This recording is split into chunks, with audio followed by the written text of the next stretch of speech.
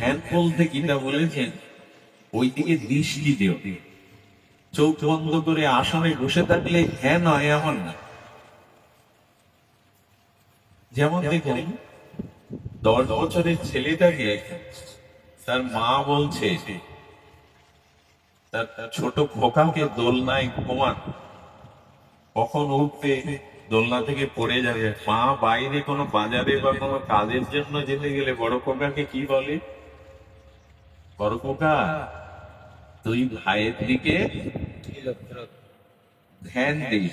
এই ধ্যান দিস মানে ওখানে কি মা বলছে ঠাকুর ঘরে গিয়ে মেরুদণ্ড সোজা করে চোখ বন্ধ করে থাকতে? বলি না, ওর দিকে ধ্যান দিস, ধ্যান খেয়াল রাখিস। ধ্যান দেওয়া মানে জাগ্রত থাকা, ধ্যান দেওয়া মানে ওর দিকে লক্ষ্য রাখা, জাগ্রত থাকা। বাড়ি বৃদ্ধা মা অসুস্থ খাটে শুয়ে পড়েছে, পড়ে যেতে পারে, যে সেবা করে সে যখন বাইরে যায় অন্যদের বলে যায়, ছোটদের বলে যায় ঠাকুমার দিকে ধ্যান রাখিস। বলি কিনা, ধ্যান রাখা মানে জেগে থাকা, মানে তুই তো জেগে আছিস, তুই অসুস্থতায় যাতে না পড়ে যায়, জেগে থাকা, জাগ্রত থাকা, লক্ষ্য রাখা। শুধু চোখ বন্ধ করে বসে থাকলে, নাসিকার এচোখ পুরো করলেই ধ্যান হয়? ধ্যান মানে যে জাগ্রত আছে, ধ্যান মানে এখানে অনেকে ঘুম আসেও। আমি আবার সবার মুখ দেখতে পাই, আমি যে জায়গায় বসেছি আপনাদের সবার মুখের দিকে আমার দৃষ্টি, এখানেও ঘুম আসে, এখানেও ঝিমানি আসে, অলসতা আসে। ধ্যান, এটাকে ধ্যান বলবেন কি? চোখ বন্ধ করে ঘুমালে তাকে ধ্যান বলে? ধ্যান মানে জাগ্রত থাকা, ধ্যান মানে ওই দিকে বিষয়। বড় খোকাকে বলে যাচ্ছে ছোট খোকা ঘুমানো, ওর দিকে ধ্যান দিস।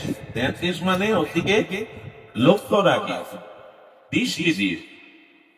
গীতা ধ্যান মানে বলা হতো যে সর্বদা তুমি আমার দিকে লক্ষ্য রাখো, সর্বদা তুমি আমার দিকে সতর্ক থাকো, এরই নাম ধ্যান। ভগবান গীতাতে বলেছে ঘরে দৌড় দিয়ে ঠাকুরের আসন পেতে যদি মনে মনে বিষয় চিন্তা করে চোখ বন্ধ করে তুমি ভোগী, তুমি ধ্যানী। ধ্যান মানে লক্ষ্য থাকা, জাগ্রত থাকা। এখানেও যারা এসেছেন কর্মে না ঘুমিয়ে জাগ্রত থাকুন, জেগে থাকুন। এই জেগে থাকাটাই ধ্যান, লক্ষ্য দেওয়াটাই ধ্যান। শুধু বিন্দু অভাব কিছুই নেই, এটা হলো না, সেটা হলো না, এই হলো না, অমুক হলো না, কেউ শিখলো না, অভাব নেই। কারণ সৃষ্টিতে, জগতে ভগবান বিশ্বম্ভর সবার জন্য সব ব্যবস্থা করে রেখেছেন। আচ্ছা, ছোট একটা দৃষ্টান্ত দিই। আমি এখন মারা গেলাম, যে লোকগুলো শ্মশানে নিয়ে যাবে তাদের জন্মাতে হবে, কোথা থেকে ভাড়া করে আনতে হবে, না তারা প্রস্তুত আছে? ভাই হোক, প্রতিবেশী হোক, বন্ধু প্রস্তুত আছে কি নাকি? আচ্ছা, যে ডালিকে আমাকে নিয়ে যাবে ওই বাসটা জন্ম হবে, ঝাড়ে লাগাতে হবে, তারপরে পেতে হবে, না ওগুলো তো প্রস্তুত হয়ে আছে? যে দড়ি দিয়ে ওটা বাঁধবে, ওটা গিয়ে খোসটা দিয়ে তৈরি করতে হবে, তারপর না দড়ি প্রস্তুত আছে? আচ্ছা, বর্ষা হচ্ছে ঝুমঝুম করে, যে কাঠটা দিয়ে করাবে সেই কাঠও কি আমাকে তৈরি করে পেতে হবে? শুকনো কাঠ না কোথাও কোথাও বন্যার মধ্যেও শুকনো কাঠ পাওয়া যায়, গোছানোই আছে। যে আগুনটা আমায় দেবে, যে যেখানে আমি পুড়বো, সেগুলো কি নতুন করে তৈরি করতে হবে? মৃত্যুর পরে সবকিছুই তো প্রস্তুত, তো বেঁচে থাকতে এত ভাবছেন কেন? এখানেও সব প্রস্তুত আছে, মরার পরে সবকিছুই প্রস্তুত আপনার জন্যই, কোন জিনিসের অভাব না। অভাব শুধু ভাবে, অভাব শুধু ভাবে। কথাগুলি খুব সাধারণ, তাই না? সাধারণের মধ্যেও অসাধারণ। এইগুলি যদি বোঝা যায়, জানা যায়, তাহলে আমাদের জীবন মঙ্গলময়, সফল হয়ে ওঠে। সবকিছু প্রস্তুত, মৃত্যুর পরে যা কিছু ঘটবে সব প্রস্তুত জগতে। বেশি ভাবনাটা না নিয়ে জেগে থাকুন, লক্ষ্যটা ভগবানের দিকে রাখুন। জেগে চোখ বন্ধ করে না, চোখ খোলা রেখেই ধ্যান করা যায়, সেটি হলো লক্ষ্য। সবার মধ্যে তুমি আছো, সবখানেই তুমি আছো, তোমার বাইরে আমি কি করে যাব? তোমার বাইরে কোন পাপ কোন কুচিন্তা করবো যে তুমি দেখবে না, তুমি শুনবে না, তুমি বুঝতে পারবে না, এই হলো ধ্যান। আমি কোথায় কুচিন্তা করবো, কোথায় পাপ কাজ করবো যেটা তোমার চোখকে এড়ানো যাবে, তুমি জানবে না, তুমি বুঝবে না, তুমি তো সবটা। এই হলো সতর্ক থাকা, এই হলো দৃষ্টি রাখা, এই হলো ধ্যান। তুমি তো সবখানেই আছো, সব অবস্থাতে আছো, সবার মধ্যে আছে, তোমাকে কি লোকাবো আমি? এরই নাম জেগে থাকা, এরই নাম ধ্যান। শুধু জন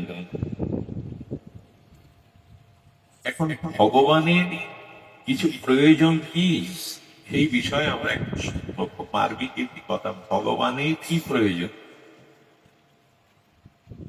মাটির প্রদীপের সূর্যের কি প্রয়োজন? সূর্য তো স্বয়ং প্রকাশ, স্বয়ং আলো। মাটির প্রদীপের সূর্যের কি প্রয়োজন? কিন্তু আপ্তকাম, পুণ্যকাম, স্বয়ং বিভু চৈতন্যময়, এই জগতের অধীশ্বর, অনন্ত ব্রহ্মাণ্ডের কোনো নায়ক, সেই ভগবানেরও একটা অভাব আছে, সেই ভগবানেরও একটা প্রয়োজন আছে। ভাগবতের সার কথা বলে, সূর্যের আবার অন্যের আলোর কি প্রয়োজন? ভগবান আপ্তকাম, পুণ্যকাম, সরার বিভু। দেখুন, এই অনন্ত বিশ্বব্রহ্মাণ্ডটা সৃষ্টি হয়েছে ভগবানের নিরীক্ষণ থেকে, দৃষ্টি থেকে। কত ক্ষমতা তার! কথাটিকে ধ্যান দিয়ে শুনলেন, মন দিয়ে শুনলেন। ভগবান দৃষ্টি দিয়েছেন, তাতে অনন্ত ব্রহ্মাণ্ড রচনা হয়ে গেছে। কত ক্ষমতা তার! যার দৃষ্টিতে দীক্ষণে, ভাগবত দীক্ষণ শব্দ দিয়েছে, ঈক্ষণে বা দীক্ষণে অনন্ত ব্রহ্মাণ্ড সৃষ্টি হয়েছে। তো তার অভাব কোনটি, তার প্রয়োজন বা কোনটি? এবং সব থেকে বড় কথা, সেই ভগবানের অভাবটা, সেই ভগবানের প্রয়োজনটা আপনি মেটাতে পারেন। আমি ভগবানের অভাব মেটাবো, আমি ভগবানের প্রয়োজন মেটাবো? হ্যাঁ, উনি আপনার দিকেই চেয়ে আছেন। বারে আপ্তকাম, পুত্রকাম, অনন্ত ব্রহ্মাণ্ডের কুল নায়ক, মহানায়ক, তার আমার কাছে প্রয়োজন। বলে হ্যাঁ। আচ্ছা, যার আছে ধন সম্পত্তি, যার নাই, কে কার বাড়ি যায়? যার নাই সে কোথায় যায়? যার কাছে আছে, চাইলে পাওয়া যায়। যার আছে, যার নাই, সে কার বাড়ি যায়? রাজা কি ভিখারির বাড়ি যায়, না ভিখারি রাজ বাড়ি যায়, ধনির বাড়ি যায়? আমরা কেউ কি ভগবানের কাছে গেছি, না ভগবান আমাদের কাছে বারবার এসেছেন? কোনটা? আমি কি বৈকুণ্ঠ পর্যন্ত যেতে পারি গেছি, না ভগবান রাম রূপে, কৃষ্ণ রূপে, গৌরাঙ্গ রূপে বারবার আমাদের কাছে এসেছেন? প্রয়োজনটা কার? আশ্চর্য! ভগবান এই গুলো শুনলে হৃদয় জুড়িয়ে যায়, হৃদয়ে আর কিছু বসে না। তাই তোমার আনন্দ আমার পথ, তাই তুমি এসেছো নিচে। রবীন্দ্রনাথ বললেন, প্রভু তোমার আনন্দটা আমার কাছে, তাই তুমি বারবার ওই আনন্দটা নিতে নিচে নেমে এসে।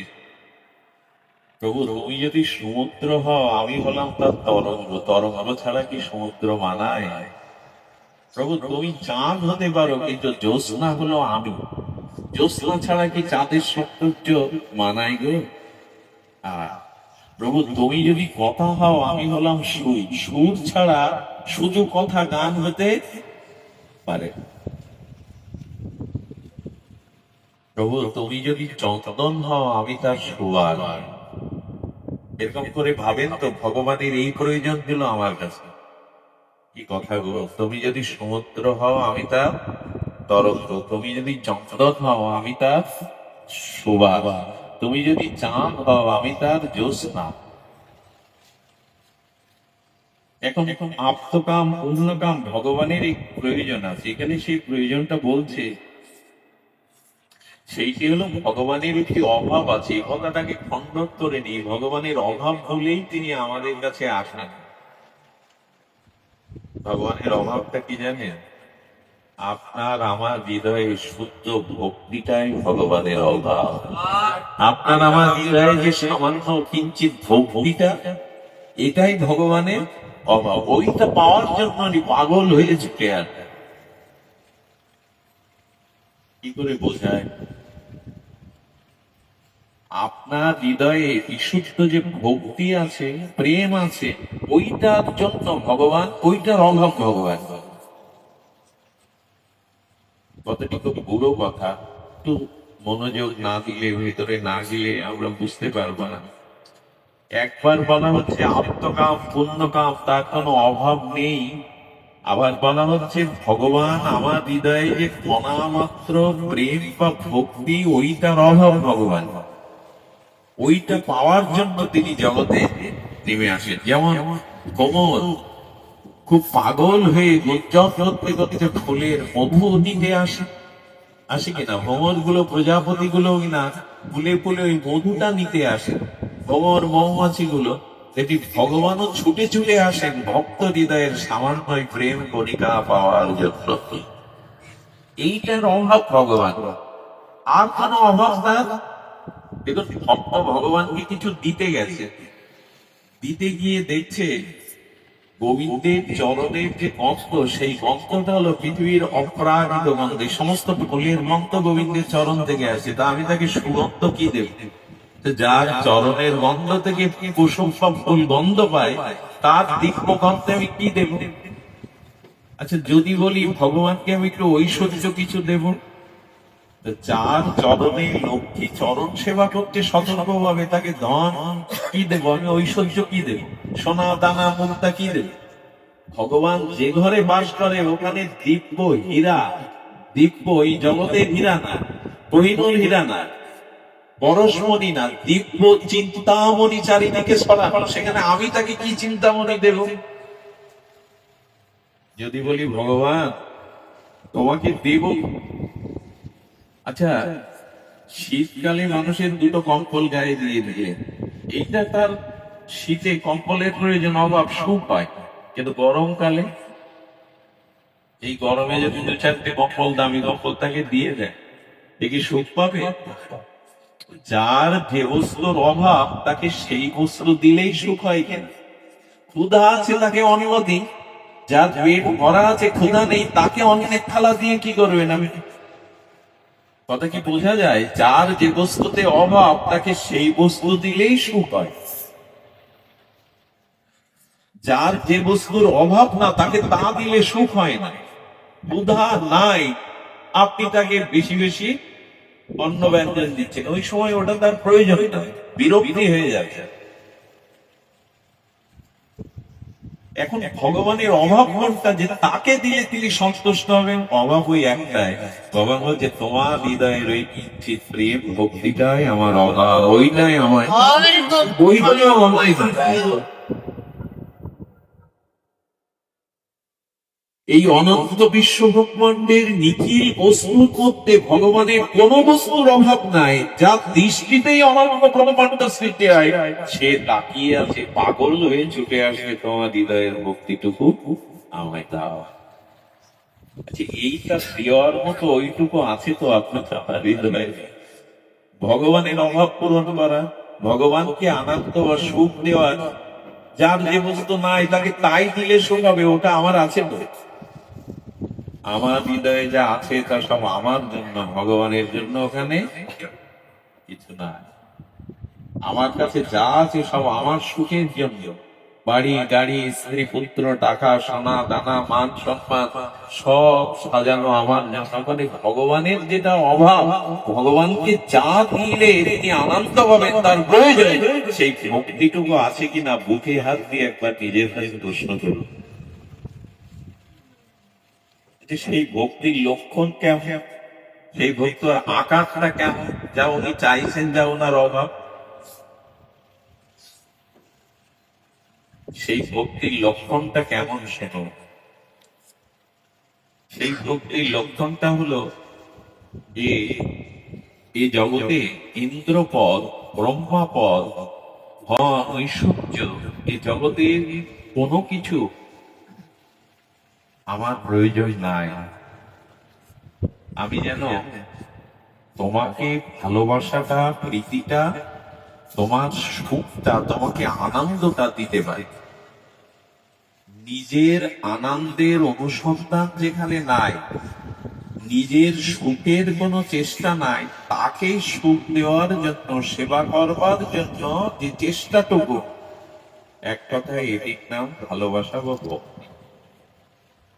এখন নিজের কাছে তাকিয়ে দেখুন, নিজের কাছে প্রশ্ন করুন, যা কিছু চাইতে তো সব আমার সুখের জন্য, আমার ভূত ভবিষ্যৎ, আমার সুখ, আমার জন্য। এখানে ভগবান কিছু না চেয়ে, কিছু না পাওয়ার আশা করে, তার সুখের যে ভাবনাটা, তাকে সেবা বা আনন্দ দেওয়ার যে ভাবনাটা, এইটুকুর নাম ভক্তি। একটা কথা বলি, এটা কি মাস? শ্রাবণে কি হয় জানি? বৃন্দাবনে ঝুলন। কি হয় এই মাসে? ঝুলন। আগামী কিছুদিন এই যে 81 থেকে আমরা ঝুলনের আলোচনা বা এই যুগল রসের ঝুলনের আস্বাদন পাবো। ঝুলনটা এই সময় কেন শ্রাবণে? একটা জিনিস লক্ষ্য করেছেন, শ্রাবণে বাতাসটা খুব ধীরে বয়, বাতাসটা খুব বেশি বয় না, এবং শ্রাবণে প্রচন্ড একটা গরম অনুভূত হয়। এখানে বাতাসটা খুব কম বয়। লক্ষ্য করেছেন কিনা আজকে কদিন ধরে?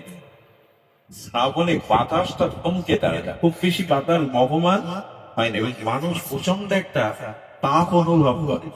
শ্রাবণ ভগবানকে সুখ দেওয়াই যদি, ভগবানকে আনন্দ দেওয়াই যদি ভক্তি হয়, এই জন্য ব্রজবাসীরা, বিশেষ করে বৃন্দাবনের সখীরা, তারা চিন্তা করছে এই শ্রাবণের দিনে বাতাস তেমন বইবে না।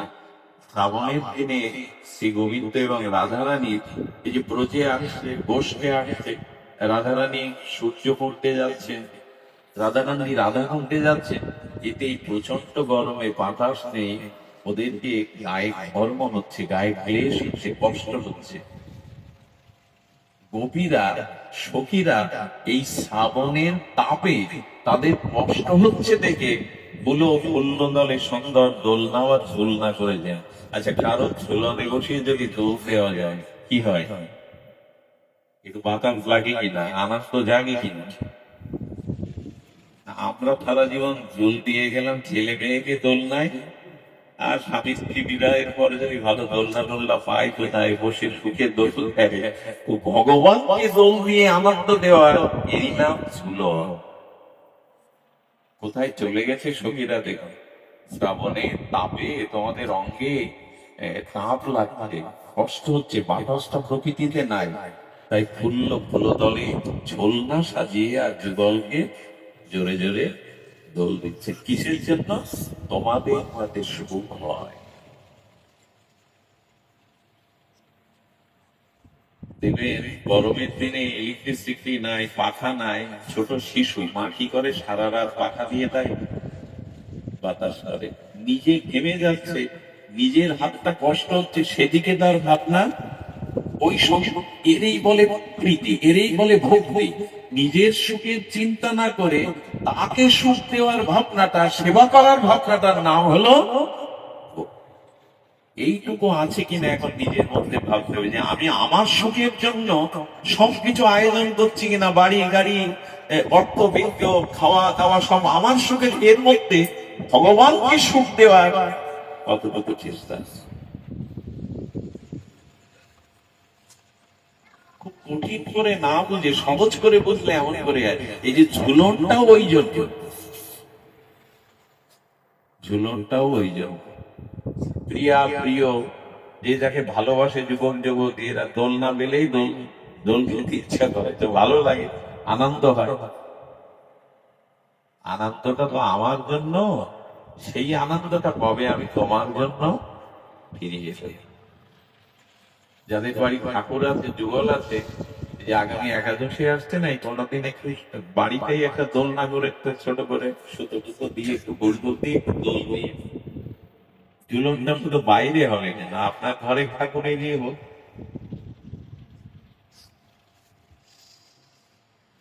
দেখি তার মানে ঝুলন মানে আমরা কি বুঝলাম? প্রিয়া প্রীতমকে, রাধা মাধবকে আনন্দ দেওয়ার ব্যবস্থার নামই হলো ঝুলন।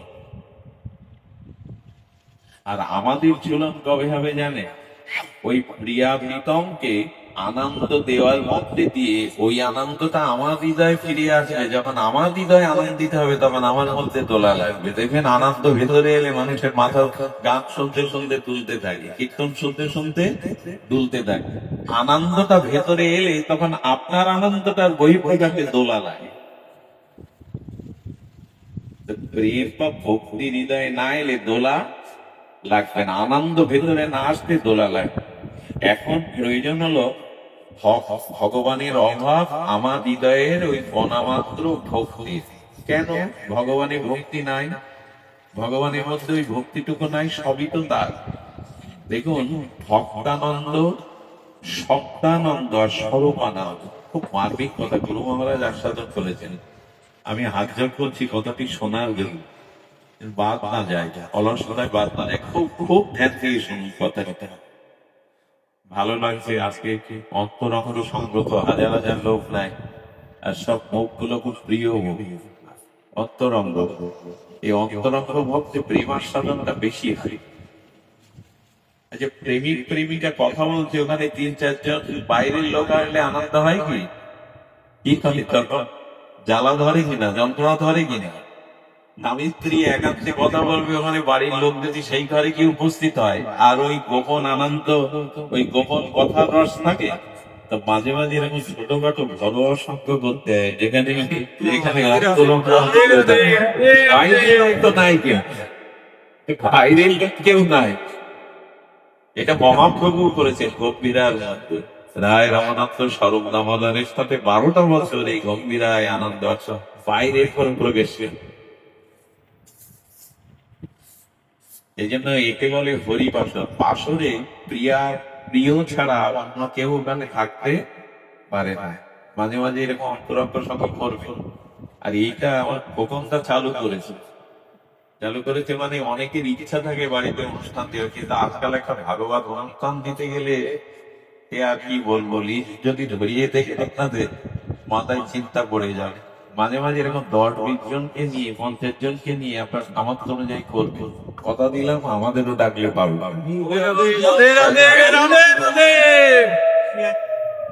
এটা মাঝে মাঝে করবে।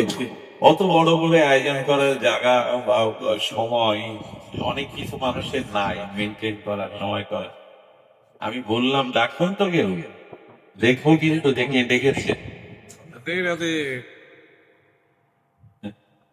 আমার দিদিভাইয়ের বাড়িতে হলো, তারপরে অপূর্বতাও সেই সূত্রতার। আরে তারই যতটুক তখন দাদা জীবন উনি চাপিয়ে, আমি বারবার নিষেধ করছি। সেদিন অনুষ্ঠান হয়ে গেল, আজ কেন তার বাড়িতে আবার এই ঝামেলা? কেন কিছু সে কি ছোট করে কিনতে পারে? হ্যাঁ দাদা, তাই হবে। দেখুন বুদ্ধিও কেমন, বড় মাইক করলে, সাউন্ড বার করলে সাউন্ডটা বাইরে যাবে, লোক আসতে পারে, এরকম ছোট করে ফেলে। সব অন্তরঙ্গ, সবকিছুই একটা অন্তরঙ্গ। এখানে চেয়ার টেবিল কি বলে ডেকোরেটার ইত্যাদি অনেক কিছু না, এরকম করে করবেন বাড়িতে 2-5 জনকে নিয়ে করবেন। শুধু যান ইতিমধ্যে মানে একজন পাশ করতেও বলছেন অনুষ্ঠান, একজন করবে, এর মধ্যে একজন বলছেন। আমরা চলে যাই, কি কি আনন্দ বললাম? সত্যানন্দ, ভক্তানন্দ, স্বরূপানন্দ। খুব লক্ষ্য করতে হবে। আপনার ঘুম আসলে ওটা আমাকে দিন, আর আমার জাগরণটা আপনি নিন। আমি কাল রাত 4টের সময় ঘরে ফিরেছি, 1-1.5 ঘন্টাও ঘুমাতে পারে, কারেন্ট ছিল না। আপনাদের ঘুমটা আমায় দেয় না, আমার জাগরণটা আপনারা নিন, যাদের ঘুম আসে কৃপা করে নিন। এই কথাটি বাদ পড়ে গেলে আমি ব্যথা পাবে। একজনকে দান করছি, সে ফেলে দিচ্ছি। একজনকে মৃত বা জল দান করছি, সেটা বাইরে দিয়ে ফেলে দিচ্ছে। নেওয়ার আগ্রহে কষ্ট হয় কিনা? এত সুন্দর একটি কথা গুরু মহারাজ ভাগবত থেকে তুলে ধরেছেন মণিরত্ন, সেটা যদি কেউ অলসতায় না দেয়, কষ্ট তো হবে। দেখুন, আপনারা ভাগ্যবান এবং ভাগ্যবতী, কারণ ছোটবেলা থেকে ব্যবসা করে, পরিশ্রম করে কোটিপতি হয় মুখের কথা। কত কাল, কত বছর, কত পরিশ্রম, কত কি সহ্য করে ওই জায়গায় যাও। আবার কিছু না করেও কোটিপতি হওয়া যায়। এক কোটিপতির কোনো সন্তান নাই, এক কোটি কোটিপতি, তার কোনো সন্তান নাই, তিনি একটা বাচ্চাকে দত্তক নিয়ে কোলে নিলেন, সে কোটিপতি হয়ে গেল কিনা সঙ্গে সঙ্গে বোঝা যায়।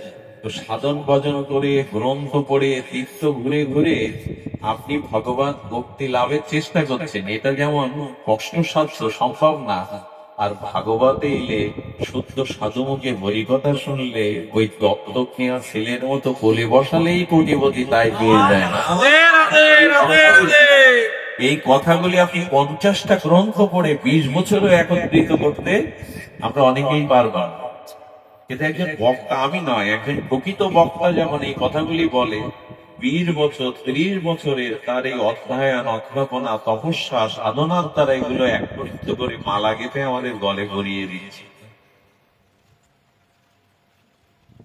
কোটিপতি যদি কাউকে দত্তক নিয়ে কোলে নেয়, আচ্ছা আম্বানি পরিবারে যে শিশু এখন জন্মাবে, সে কোটি কোটি টাকার মালিক জন্মাবার সাথে সাথে উত্তরাধিকার হবে কিনা? আর বস্তিতে যে জন্মাবে পাবে না। আপনারা 50 বছর 30 বছরে যা কিছু আয়োজন জোগাড় কষ্ট তাই 1 ঘন্টায় পেয়ে যাচ্ছেন, কত ভাগ্যবান আপনারা। তা নিতেও যদি আমাদের অলসতা আসে তাহলে হবে না। অলসতা নেন না, শুনুন, স্বরূপ আনন্দ ভগবানের হৃদয়ে অনন্ত শক্তি ভগবান। এখন ভগবানের হৃদয়ের মধ্যে যে আনন্দটা, ভগবানের নিজস্ব আনন্দ, তাকে বলে স্বরূপ আনন্দ। স্বরূপ মানে ভগবানের স্বরূপে যে আনন্দটা, সেই আনন্দটাকে বলে স্বরূপানন্দ। আর সপ্তানন্দ, স্বরূপানন্দ, সপ্তানন্দ ভগবানের শক্তির একটা প্রকাশ। এই অনন্ত পৃথিবীর, এই সূর্য, এই চাঁদের কিরণ, এই শব্দ, এই বাক্য, এগুলি সব শক্তির দ্বারা হয় কিনা?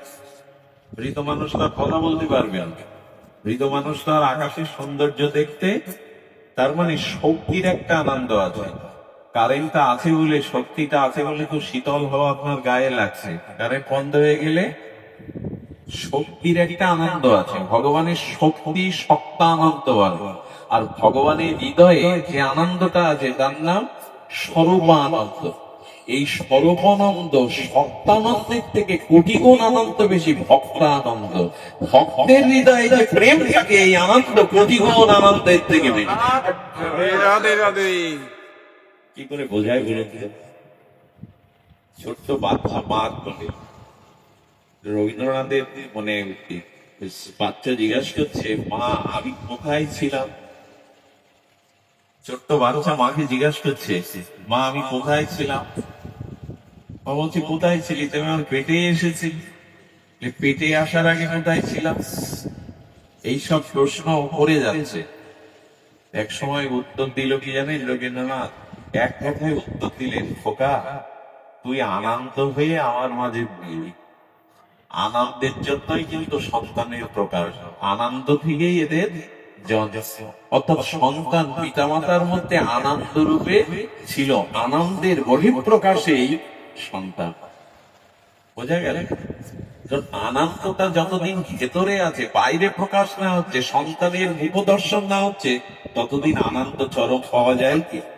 শক্তিটা কিন্তু ভেতরে আছে, সন্তানের আনন্দ শক্তিটা ভেতরে আছে, কিন্তু বাইরে সন্তান হবে, তার মুখমদন দর্শন না করলে আনন্দের পূর্ণতা পাই।